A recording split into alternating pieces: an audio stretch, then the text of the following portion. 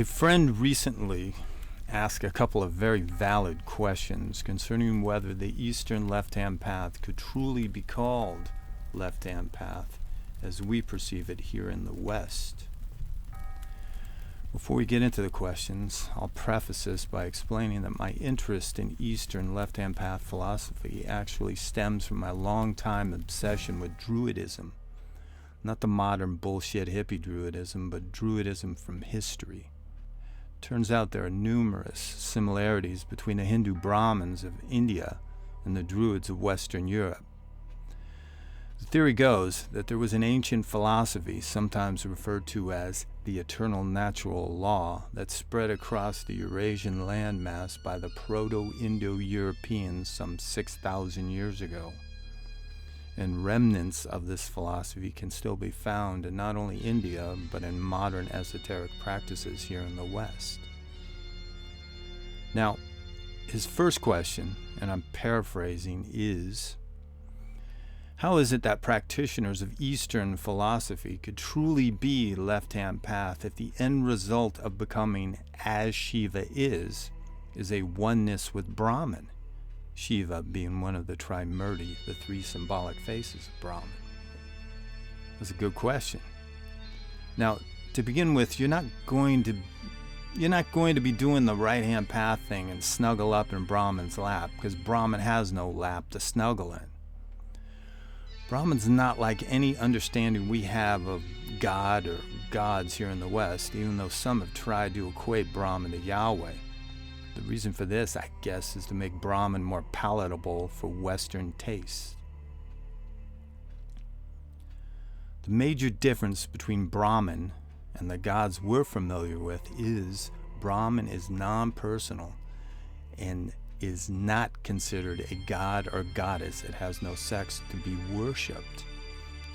It is instead a concept for understanding the nature of reality. The closest thing we have to Brahman in the West would be the idea of the all in Hermeticism. Now, since my personal psyche is the only thing I can be 100% sure of, I perceive the left-hand path from a Jungian psychological perspective. Because of this, I see Brahman as consciousness, conscious reality, the most fundamental aspect of existence. The second question, and this one really made me think, is if the Agori, for instance, are purely heterodoxical, then they must recognize or acknowledge the orthodox, thus not being free from the orthodox, and if so, then how can they truly be called left-hand path? And again, I'm paraphrasing. I think I get this question. It's kind of like those reverse Christians we have here in the West, the kinds of Satanists that are simply reacting against Christianity and their Christian upbringing. Now, my response to this question would be the state of Shiva himself and what he represents. Shiva is the god of Atman, the divine spark in you, that spark that is not unlike the black flame. He is the left face of the divine, the god who lives amongst the funeral pyres with ghosts, devils, and demons. He is the destroyer of that which keeps you from becoming the higher self. In my view, perceiving Shiva from a right-hand path perspective is the anomaly, even though the vast majority of Shaivis do so. And why do they? Because it's easier to go down the right-hand path than the left. It's not unlike what's going on here in the West with a certain well-known temple dedicated to Satan.